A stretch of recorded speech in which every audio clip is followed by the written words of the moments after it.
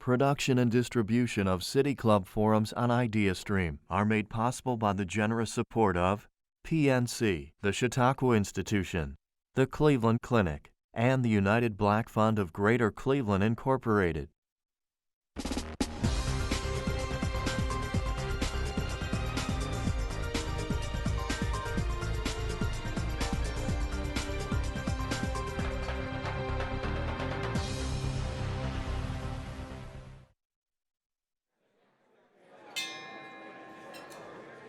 Good afternoon. Good afternoon and welcome to the City Club of Cleveland.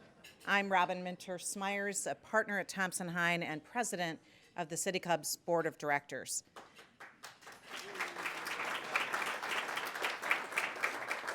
I am extremely honored to introduce today's speaker, the President and Chief Investment Officer for JobsOhio, Mr. J.P. Nauseef.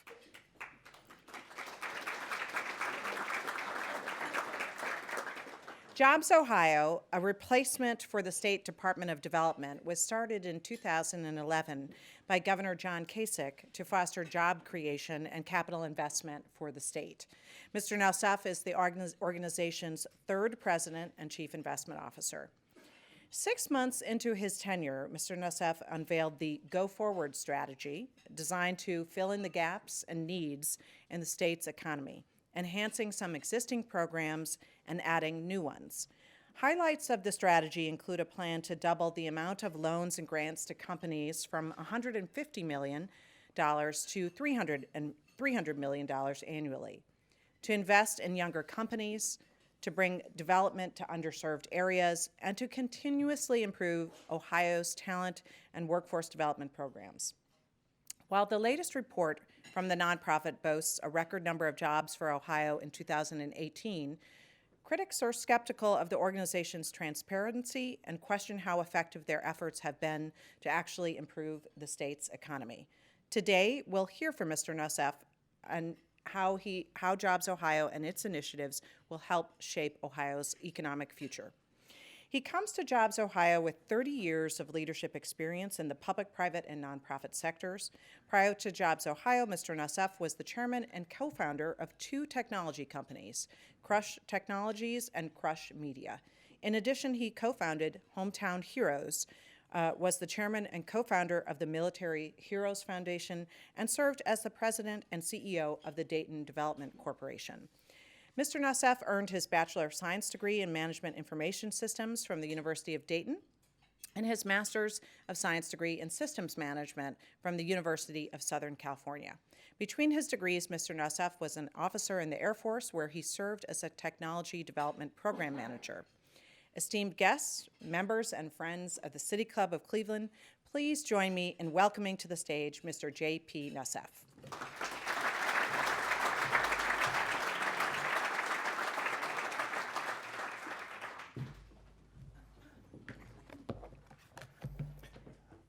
Thank you very much for having me take part in the City Club's forum today.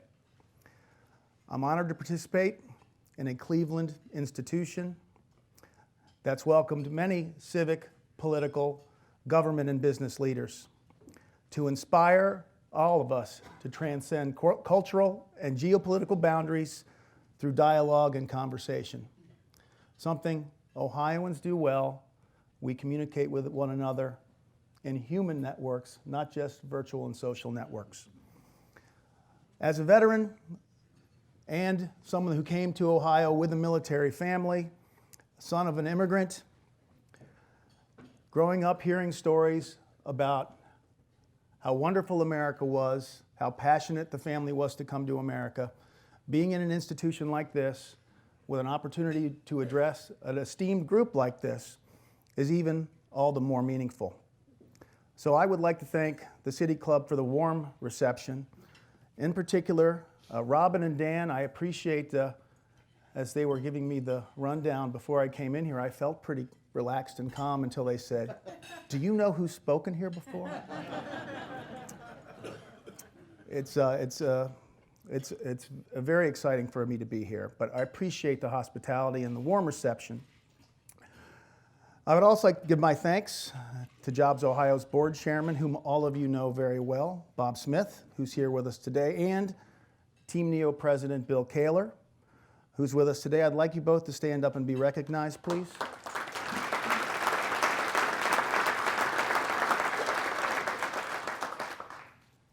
And I'd like to recognize my colleagues, Glenn Richardson, Matt Engelhart, and Phil Greenberg, who've accompanied me here today, and for the wonderful staff that Jobs Ohio has and the wonderful team that's here to work for you, and of course, Bill's outstanding staff at Team Neo. Thank you very much for being part of the Jobs Ohio network. We've all talked about economic development being a team sport, so I'm going to recognize other members of your team that in my brief period in the chair and my brief interaction up in the Cleveland community. Bernie Marino, who's played an important role in Innovate Ohio and Blockland, Mayor Jackson and his 2030 task force, the innovation initiative being led by Beju Shaw, of course the Cleveland area hospitals, the clinic, UH, Metro, collectively a major employment force. Metro CEO Akram Boutros is executing on an aggressive plan to create a new hospital campus near the west side, and Doctors Alex Johnson and Marcia Bollinger, presidents of Tri-C and Lorraine Community, for their innovative solutions to close the workforce skills gap. And I would be remiss if I didn't give a shout out to Mayor Brandon King, who my team and I have struck up a friendship and a relationship as we're implementing our strategy to develop sites and areas of the state that have not experienced the economic benefits that have occurred over the last several years.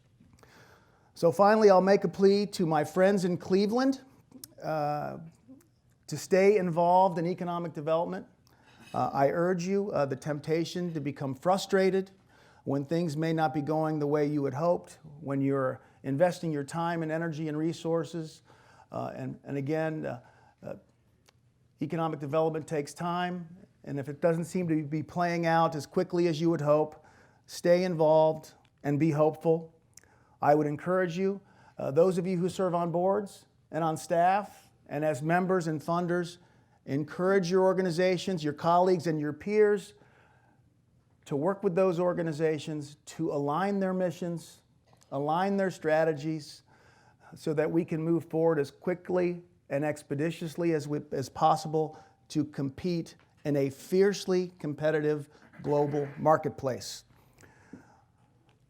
So many of you work together to invest in Cleveland and in Northeast Ohio, to empower the state through economic development solutions. It's so much more than just words, economic development. It's an effort, it's a strategy. It's all of you coming together with your counterparts, business, academia, and government. And we're fortunate to have an entity called Jobs Ohio that was truly visionary by the previous legislature and administration. And we're very grateful that the current legislature and governor are providing strong support for this competitive asset and this model that does not exist anywhere else in the nation. And while Robin gave you a brief overview of the organization, I'm going to use this opportunity today in the spirit of giving a brief presentation as explain my view, having learned about the organization since arriving here in March, what the organization is, what it is not, why it is competitive, and why it is unique in the nation and the envy of the nation for economic development. So with that, I'm going to give you death by PowerPoint. It's not that bad. Here's what we'll talk about, a little bit about the history and structure, successes, and go into the strategy, and then I'm very hopeful that I'll be able to answer some of your questions. So this is something you already know. What you might not know, 2011, essentially the Department of Development was privatized, but really there are still significant functions that are still in the Department of Development. And in 2013, the rights to lease the Ohio Liquor Enterprise were acquired, purchased. $1.4 billion was sent to the state treasury. Jobs Ohio continues to pay debt service on those dollars as part of our operating expense. The vision of the organization is so that Ohio will be recognized for what you know it already is, It's the best place to have balance of life, work, investment, and it's a place where you can still achieve your unique version of the American dream. And to us, that means you don't have to make the false choice of a fulfilling professional path and a successful and fulfilling family and business path. You can do both of those things right here. Our mission is completely around economic development, and what that means for JobsOhio is business and talent attraction, retention, and expansion through job creation, growth in payroll, and growth in capital investment. Very close to the vision and the mission that was created to do.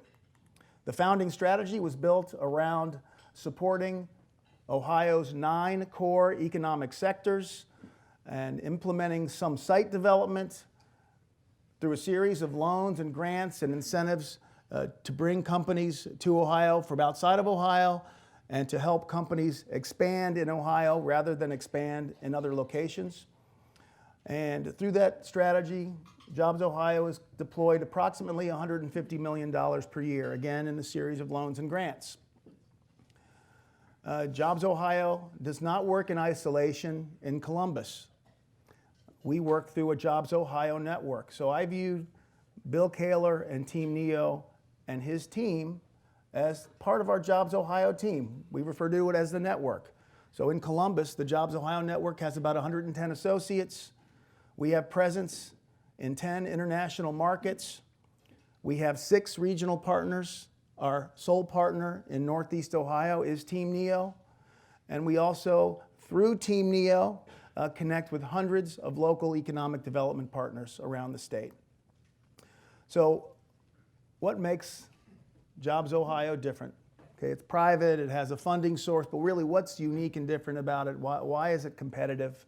So I'm going to walk, I think this part, having led a regional economic development organization for many years back in Dayton, I can tell you this is an amazing and valuable organization. And I will summarize its competitive attributes into 3 components. 3 competitive attributes, any one of which would make us highly competitive and valuable. All 3 combined make it a force to potentially bend the demographic curves that we all read out into the future about our great state. So first, it's a private structure. There are the obvious things with a private structure. As we're dealing with private companies to working with their data, their strategies on where they're going to expand or where we're going to locate them and how they're going to utilize the supply chain and what their talent strategies are. They obviously don't want that information shared with their competitors or with the financial markets. So as a private entity, we're able to keep that information private. These private sector companies know that now, and they more and more are willing to share information so we can work together with them on their plans and help them to grow, expand, and locate here. It also lets us as a state protect Ohio's negotiating posture. We do not want to know what the bid is. We don't want anyone else to know what our bid is to help a company expand or locate here so that our competitors can then see that bid and outbid us. We're not interested in that. As a private entity, we can keep Ohio's negotiating position confidential.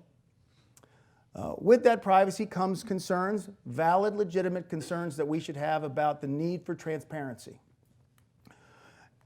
So JobsOhio, as a private not-for-profit, has endeavored to be one of the most transparent and communicative not-for-profits in the country. We've been awarded several awards for our transparency, for the amount of information we share relative to what we're statutorily required to share. A couple examples of this.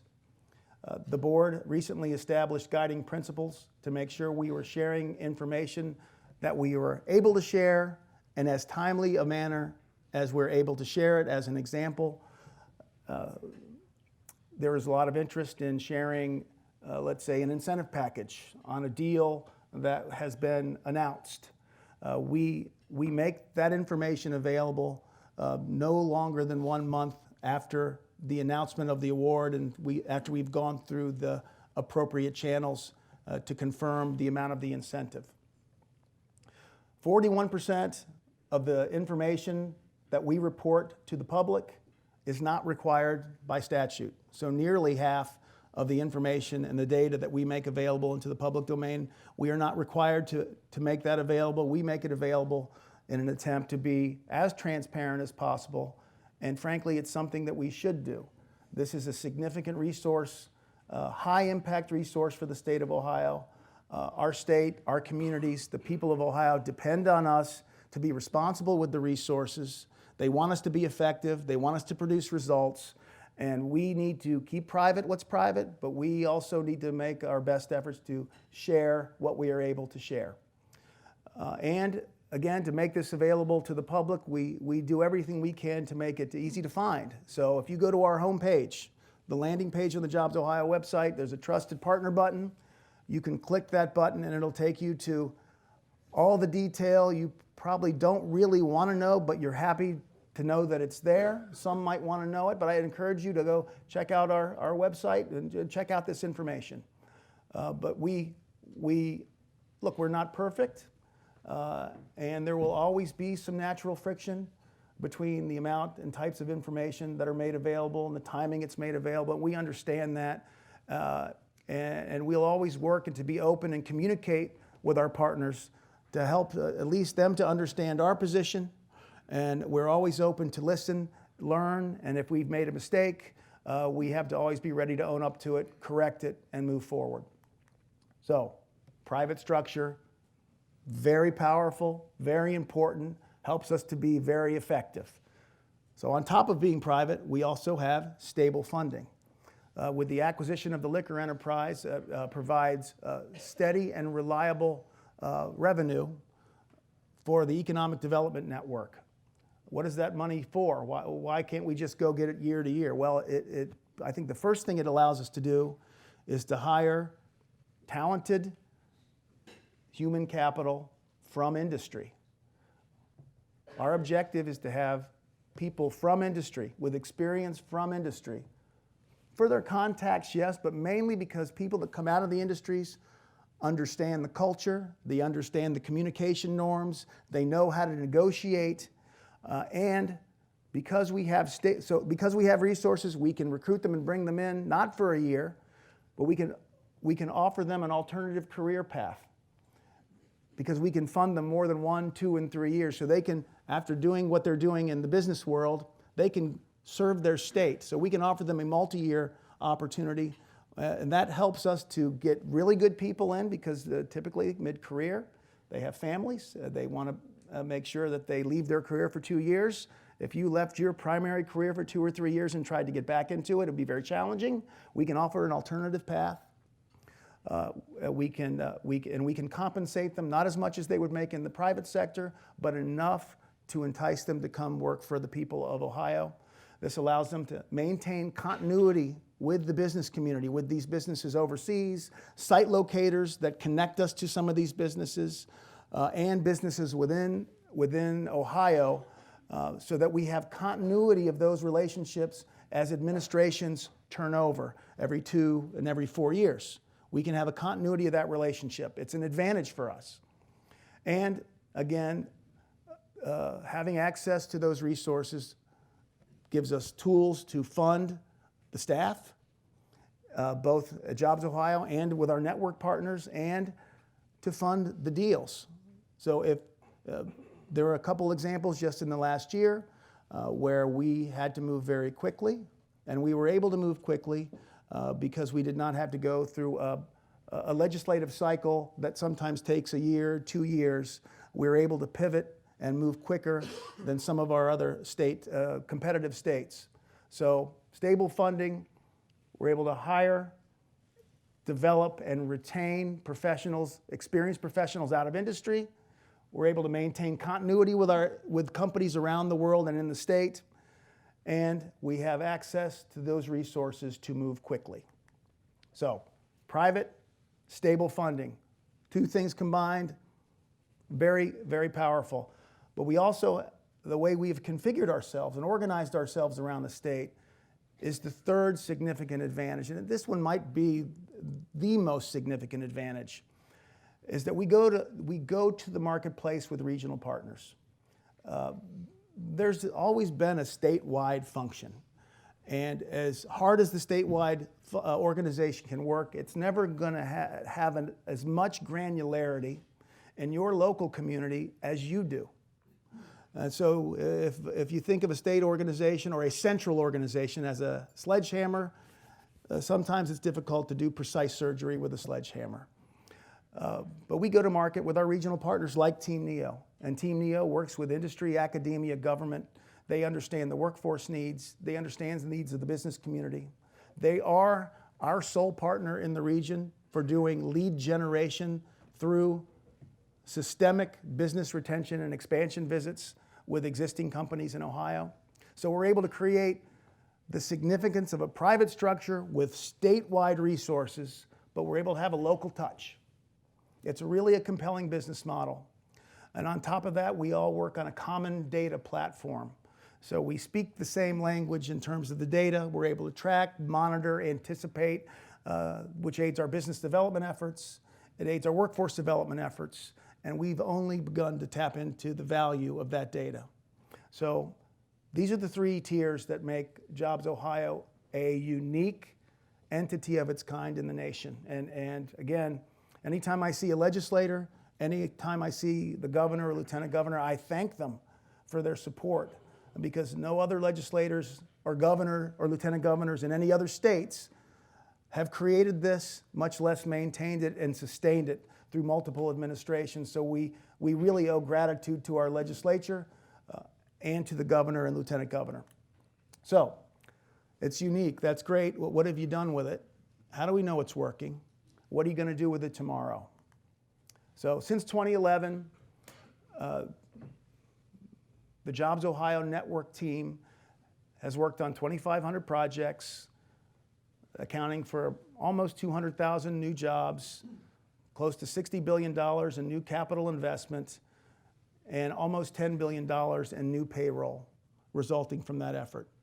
I'll give you some more context on this shortly, but that's an amazing set of work. Last year, the team produced the record amount of results compared to prior years. We'll be releasing our results for 2019 on March 1st.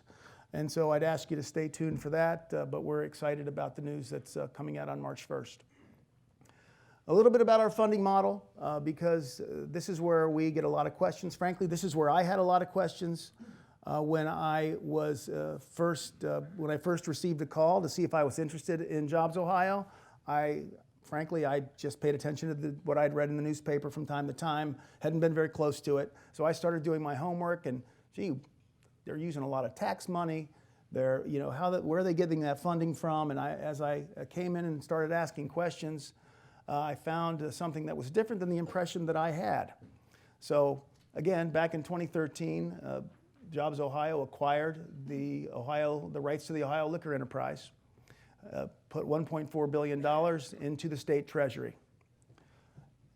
The contract that was developed between JobsOhio and the Department of Commerce has resulted, in addition to that $1.4 billion, nearly $200 million in profit sharing that's gone back into the state treasury. And from the projects that JobsOhio is working with our partners have helped to drive another $1.2 billion in new payroll that's gone back into the state treasury since 2011. So what I learned was JobsOhio is not only not taking tax dollars to pay for compensation, salaries, the network, expenses, or these deals, it's actually been part of supporting putting resources back into the state treasury so that our legislature and the administration can use them for broader purposes for the people of Ohio. If you want to look at breaking out the funding model, taking an average cost for an average bottle of spirits in Ohio, per dollar, 65% of the dollar for that bottle of liquor goes to pay for inventory, expenses, operating costs for the liquor enterprise.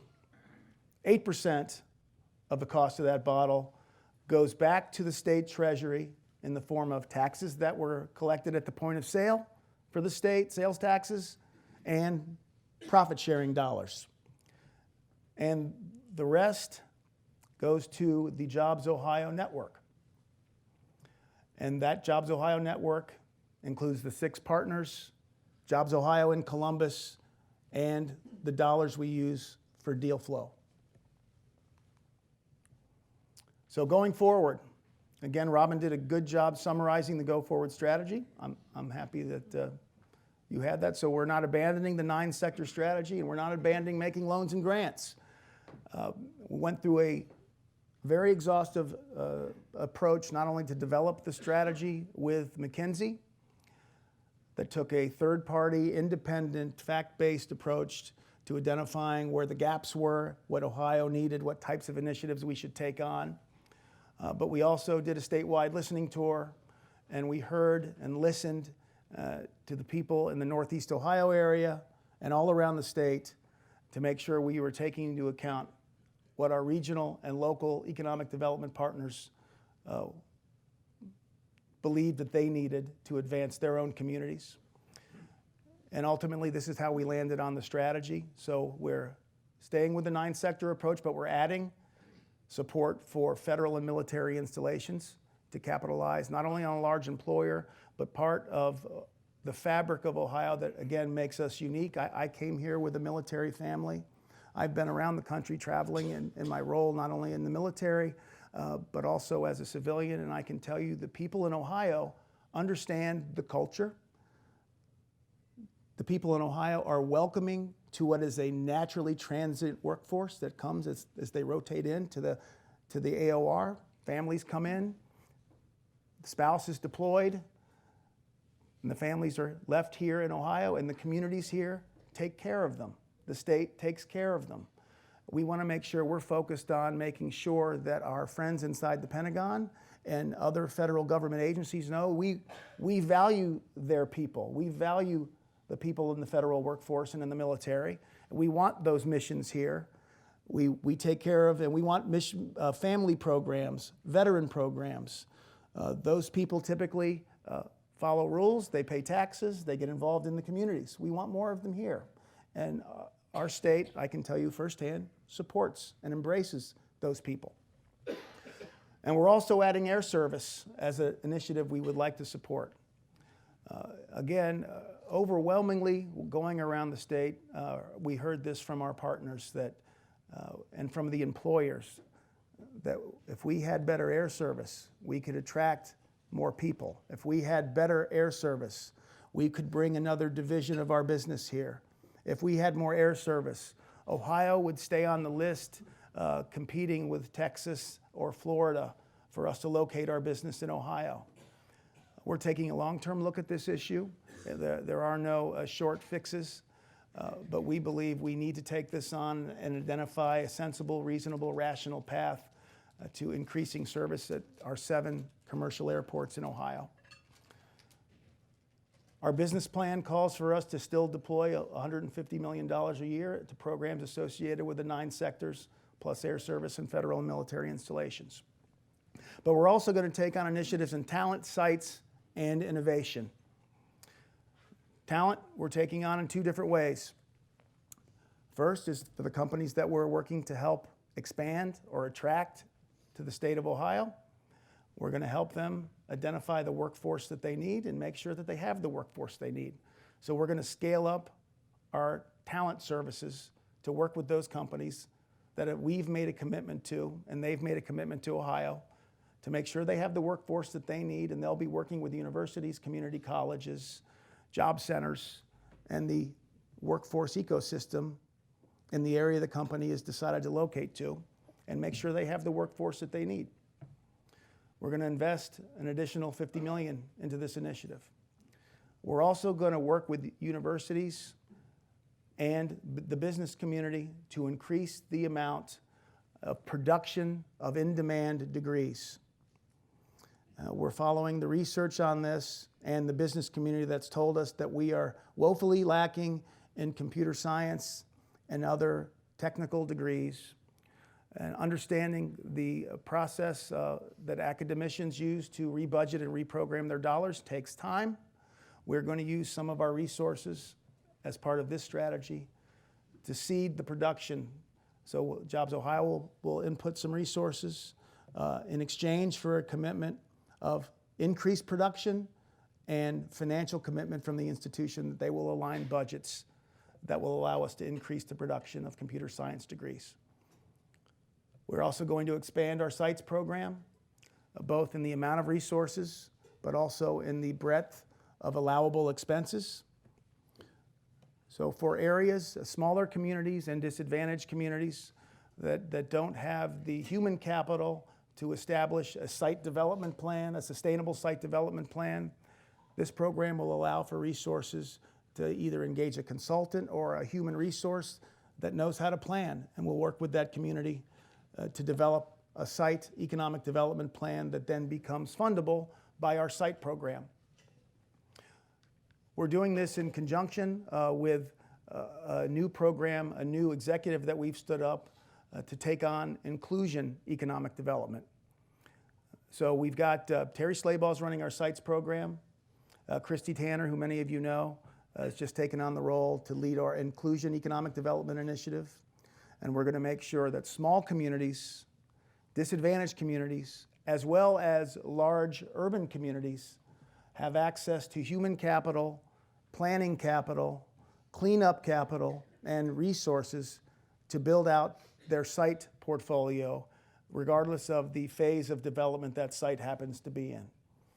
One of the things we hear about why we lose deals as a state is that we never made it on a list because we didn't have a site that was ready and available to go. So as they were working with their site location consultants to determine whether to even ask us if we wanted to bid or submit a proposal, we didn't even get that chance because there wasn't a site in place. So we want to increase the portfolio and diversity of sites in large communities, large cities, in rural micropolitans and small towns, and begin the site development program in a sustainable way in some of the more disadvantaged communities that have been hardest hit by the economy. And innovation, great, thank you. Thank you. That was, appreciate the applause. Well, it's important to do, and we're committed to it. We know that the governor and lieutenant governor are committed to it, and these things take time, but we're starting, we believe, in a rational way. We want to do this right. We want to do this in partnership and in a sustainable way so that the dollars produce a return for the state, but a return for those communities. And there's nothing worse than starting down a path, and especially in some of the disadvantaged communities, generating hope and optimism just to dash it because we weren't thoughtful in the way that we approached the business. So we're taking this ground level approach, and we want to do it in a smart, rational manner. The third new component is an innovation component, and I'll talk about innovation districts. What we hope to do is modeling after success achieved in cities like St. Louis and Atlanta, is create 2, maybe 3 large innovation districts, and when I say large, on the scale of 10,000 people, where the anchors of the district would include a computer science department of a large university that has agreed to invest in building their department and producing at least 3 times more production of an in-demand degree, such as computer science. There would be an anchor employer on one of the sides of the district, a large employer, think a tech company or a large existing traditional company that has a significant tech component. On the third leg of the district, we'd have innovative companies, small innovative companies, maybe some startups, early stage companies that bring in young millennial talent with a lot of times technical degrees, knowledge of coding, with multiple opportunities for employment with multiple companies. And then the fourth leg would be mixed development, mixed use development, housing, restaurants, small office, to create a district and vibrancy. These would likely be best tailored to the larger cities in our state. We're also exploring the idea of adding to our portfolio of tools, adding to grants and loans, and considering investing in ownership and equity. The board, we presented this and proposed this to the board. They approved us to go out and explore and identify the best way to do this. The data is telling us that Ohio lags behind our peers in the amount of dollars that are being invested in early stage companies. This impacts the availability of opportunities for a millennial, in-demand, high-tech workforce. And we believe if we're going to compete in the knowledge economy, that we're going to need as a state to identify a solution to deliver more early stage investment dollars into the state of Ohio, into opportunities in the state of Ohio. And JobsOhio currently is exploring if we should have a role, and if we do, what is that role, and to make sure we do it again in a rational, thoughtful, transparent, and sustainable manner. So those are the planks. And behind it all, where are you getting twice as many dollars? You just invented 2 times more dollars. Well, we're taking on a series of steps because of the success privatization has had in the operation and efficiency of operating the liquor enterprise. And we do this with a wonderful partnership with the Department of Commerce and the Ohio Bureau of Liquor Control, that the revenue and operating margin for the liquor enterprise is increasing each year. I believe it's over 7% for 2019, and we expect it to go even higher by employing private sector logistics practices, retail practices, branding practices. We're also making sure with the liquor enterprise that we intend to become the leader in the country in responsibility, and we're launching this year a responsibility campaign to make sure as our citizens consume spirited liquors, that they are doing so responsibly and within the limits of the law. And so we're not going to do one without the other. We're doing both. So we're expanding our financial capacity on the top line, and through efficiencies and smart, common sense initiatives like taking advantage of historical lows in interest rates, we believe we'll be able to generate the increased top-line revenue and deliver that right back into economic development to the benefit of the citizens of Ohio. So that's the go-forward strategy. So why Ohio? So since 2011, I'm not going to read through each of these, but you can see what the state was ranked by these third-party independent publications in 2011, where it's ranked now. Objectively, we're great for business. We're great for business. But beyond that, coming from my experience, and I am sure your experience, we're a great state. Not enough people know that. It's hard to articulate. Well, why are you so great? Is it the weather in February that makes you great? Here's how we like to describe it. Ohio has diverse communities and industries. We're not dominated by one large or 2 large cities. We have 3 very good-sized, large urban markets that appeal to any number of workers and individuals and businesses. We have a diversity of industries, so we're not pegged to any one industry. We have a workforce that's highly educated, highly competitive, and highly diverse. As an example, we have the 3rd largest manufacturing workforce in the country.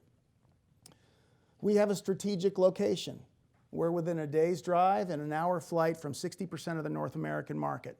So if you're not interested in being on one of the coasts, if you're interested in a North American presence, you don't want to be on a coast, your workers don't want to be on a coast, their families don't want to be on a coast, Ohio is the most strategic alternative location for you. We have robust and numerous colleges and universities producing the workers of tomorrow. And we can argue, are we producing the right workers? We can argue whether we're moving quickly enough. The fact is we've got an infrastructure and a platform that is now engaged with the administration and with JobsOhio and with places like Team Neo to configure themselves within the processes that they have to address the workforce and talent needs that we have, and we have an abundance of them. And on top of it, we have an amazing cost of living. So the combination of those things makes for one amazing place to live. My personal experience, we came from somewhere else. We moved here when I was in middle school. I left and went to graduate school in California. I ended up coming back. I recruited my now wife to come here. Many times we had opportunities to go back to California, to New York, and as we started stepping back and doing the math on it, it came back to that balance and that diversity and the ability to interact with a community. And we would have had to make trade-offs that we knew about that I don't know that the people that live in those markets know about. I know what it would have meant to me to be commuting an hour and a half to 2 hours a day. I know the impact that would have had on my family, so I would have had to make the choice. We would have had to make the choice as the family to pursue a professional life at the expense of the family life, and I had plenty of opportunities here. And so we were able to pursue both, and ultimately I think that is the product we're selling. It's one of balance and community, and people that value both family, community, and a professional life can have it all right here. And that's essentially what we're selling. So my plea to all of you is be optimistic and get involved. If you're already involved, stay involved. Work together, and please seek alignment. Alignment of organizations, of plans, of strategies is not going to happen by accident. It's going to happen because people in this room and others agree to make it happen, and that comes by working together and being willing to stay engaged and work through difficult upsets and work through frustration. But we're Ohioans. We still roll our sleeves up. I mean, we don't quit. I mean, Cleveland fans, don't give up. It's the truth. And as a Dayton Flyer fan, I've never given up. But it's the grit of the Cleveland population. It's evident. It's irrefutable. The fans are amazing. You might not like the Browns if you're out there, but you ought to respect the loyalty and commitment from their fans. And I would ask you to take that same loyalty, commitment, willingness to put yourself out there without fear of disappointment, to stay engaged with economic development. Stay engaged because you will be the ones that make Cleveland the way that you want to be. JobsOhio and the state, we will play a role in helping resource you on the way there. But you're the ones that are going to do that. And so I encourage you to work together, seek alignment, and be proud of this community.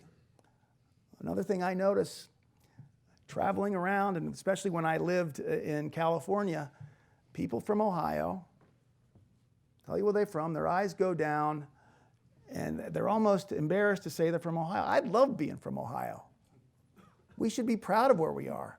What we have is amazing, and it's great, and it's that optimism and hope and positive attitude that's really going to drive us forward.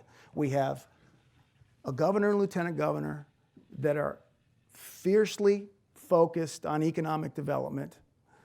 We have this entity called JobsOhio and the JobsOhio network with Team Neo that's got a unique structure, private, stable funding, and a network.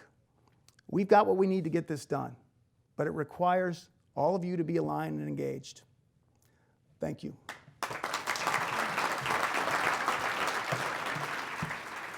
Just stand right there.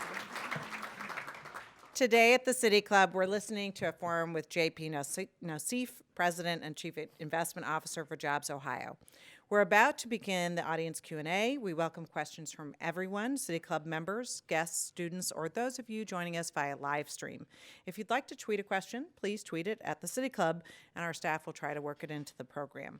Holding the microphones today are Membership and Advancement Manager Alyssa Generakis and Office and Customer Service Experience Coordinator Tiffany France. May we have the first question, please?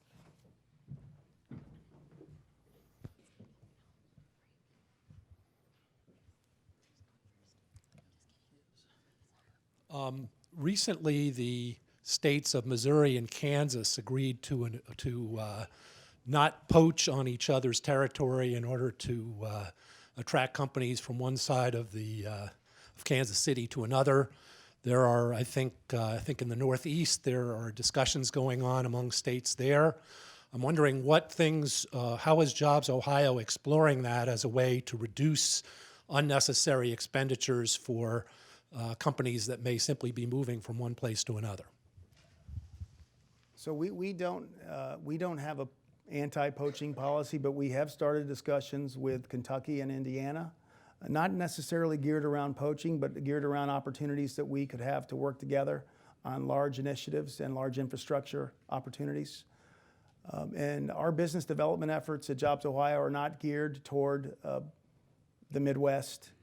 We're focused on areas outside of the Midwest.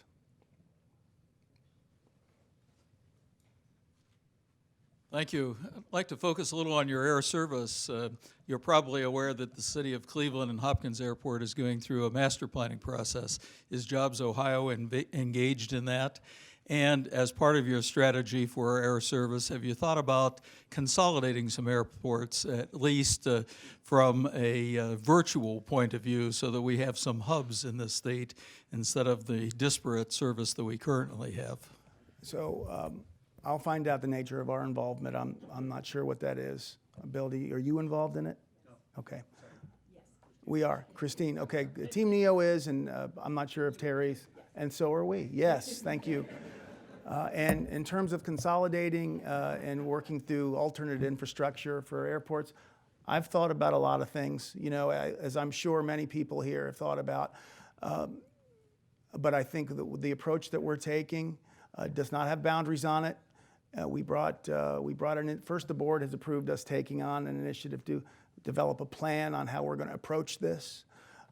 We brought someone in with experience with airports and relationships with airlines to lay out a plan, 5-year plan, to start figuring out how we get to a place where we have more seats in each market and have a healthy mix of international and domestic flights. And all I can tell you is we're going to take a thoughtful approach. I know that the person that's our point person for this has already been out and visited each of the airport directors, and we'll be out communicating extensively in the communities and in particular with the aviation community as this plays out. We have a question from Twitter. You referenced 27% of the liquor enterprise dollars supporting the network JobsOhio is operating and facilitating deal flow. What's the actual dollar amount? How does that compare to economic development budgets in neighboring states?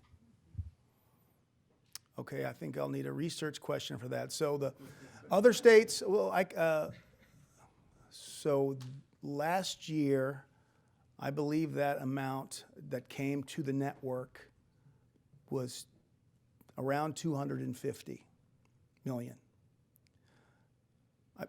close to that. And states there are other states that have a dedicated budget to economic development. They're all funded differently.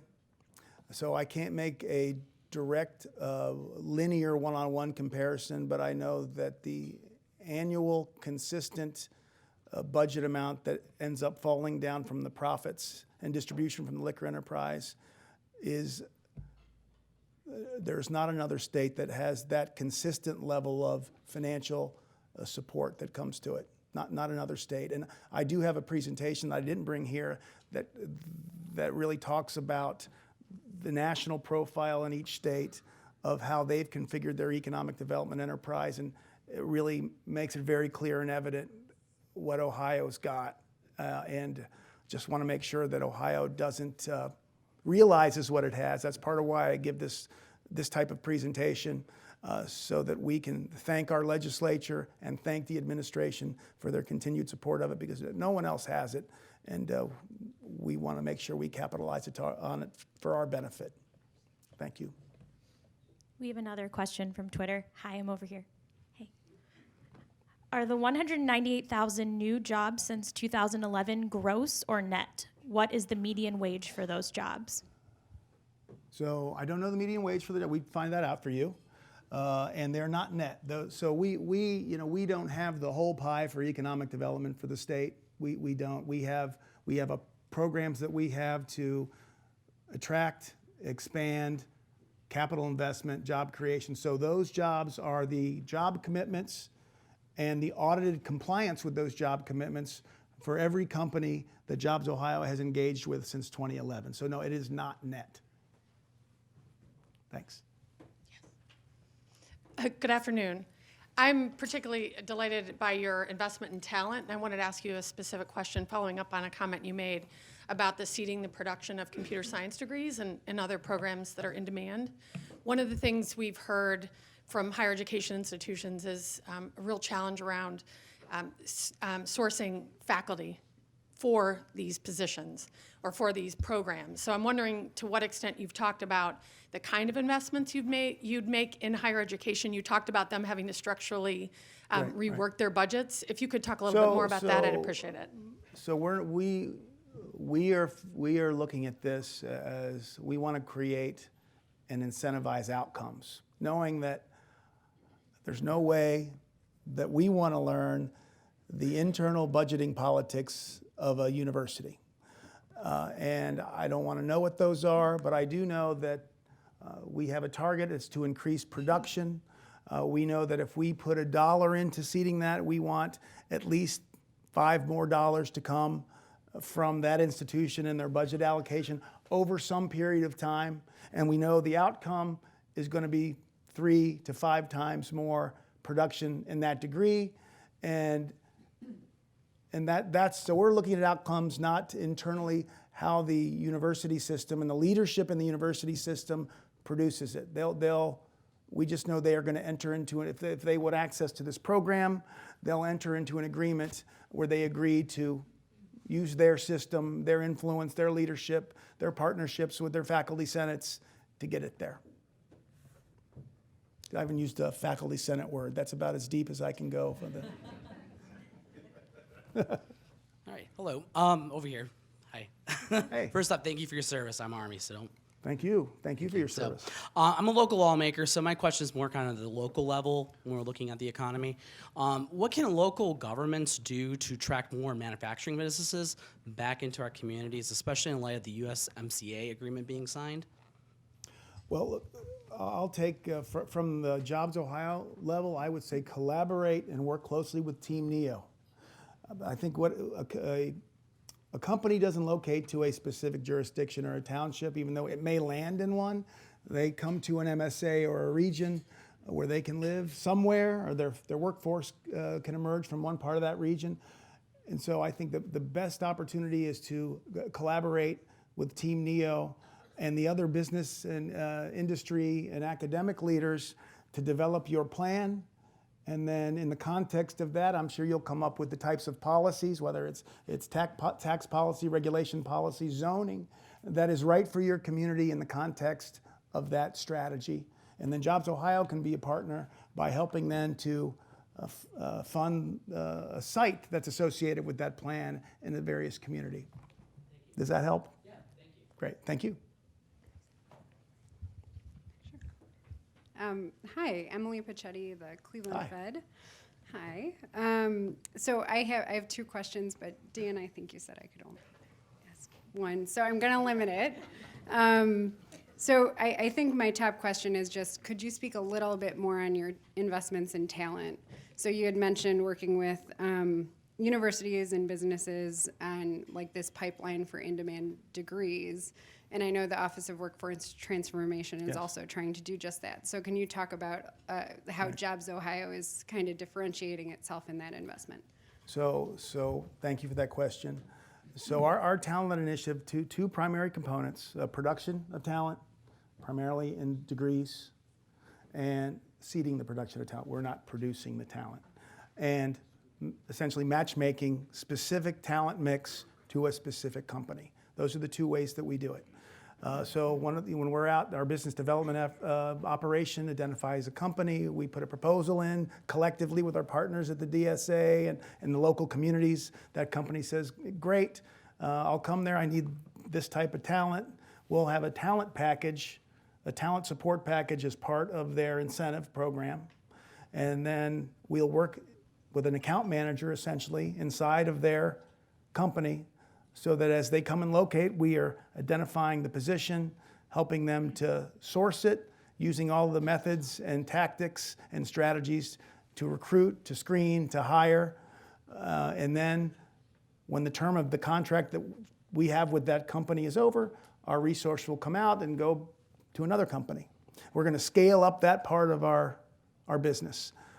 On the production side, I gave a large example of how we'd work with a large university, but we're identifying, starting with employer identification of the talent they need, and we work directly with the CEOs and human factors and HR departments to work with them to identify what their needs are.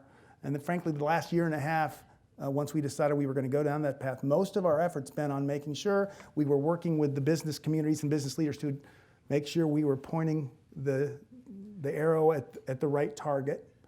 And then we'll work with the universities that are interested in producing those degrees that are identified. And in some cases, if they're not degrees, if there's training and upskilling required, we collaborate very closely with the administration on things like tech cred to make sure we're sharing information and opportunity.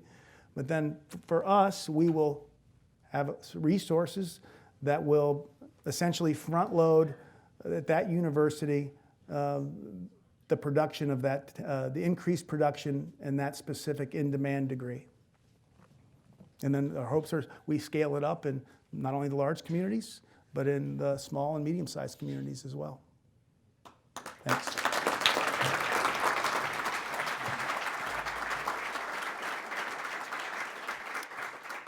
Today at the City Club, we have been listening to a forum with J.P. Nauseef, President and Chief Investment Officer of JobsOhio. Community partners for today's forum are the Fund for Our Economic Future and Team NEO. We appreciate your support and partnership in promoting today's forum. We welcome guests at tables hosted by the Building Laborers Local Union 310, the Cleveland Clinic, Falls Communications, the Federal Reserve Bank of Cleveland, Global Cleveland, the Greater Cleveland Partnership, Ohio Aerospace Institute, and University Hospitals and Rainbow Babies and Children's Hospital. We're happy to have all of you here today. And that brings us to the end of today's forum. Thank you, Mr. Nauseef, and thank you, members and friends of the City Club, with a special thanks to City Club members whose financial support makes all of this possible. To find out more about upcoming forums and how you can support the City Club, please visit us online at cityclub.org. This forum is now adjourned.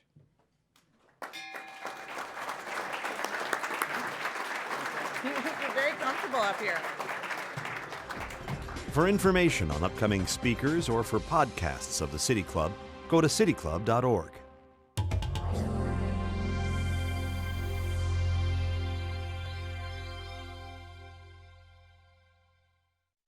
Production and distribution of City Club forums on IdeaStream are made possible by the generous support of PNC, the Chautauqua Institution, the Cleveland Clinic, and the United Black Fund of Greater Cleveland, Incorporated.